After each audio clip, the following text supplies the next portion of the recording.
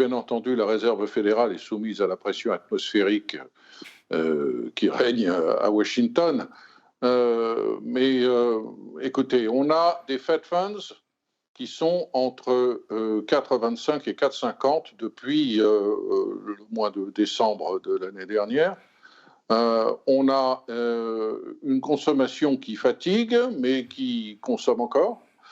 On a un investissement qui faiblit sérieusement. On a un marché immobilier qui prend l'eau. On le mesure au fait que pour prendre une hypothèque à 30 ans aux États-Unis, il faut, ce qui est courant, hein, il faut payer pas loin de 7% encore, hein, 6,68, c'est énorme.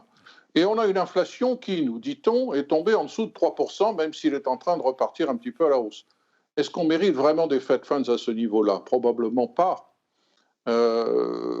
L'argument fondamental défendu par Michelle Baumann et Christopher Waller, les deux gouverneurs autour de la table du comité monétaire de la Fed, qui ont été nommés par Donald Trump d'ailleurs, et qui arguent depuis des semaines qu'il faut baisser les taux, ces arguments finalement ont porté leurs fruits, et on a vu la semaine dernière à Jackson Hole Jérôme Powell admettre que la théorie, la thèse selon laquelle, dans une période de faiblissement de la demande et de détérioration de l'emploi, la capacité des entreprises américaines à répercuter la totalité des augmentations de coûts liées aux surtaxes était faible et que la dynamique inflationniste probablement ne se mettrait pas en marche.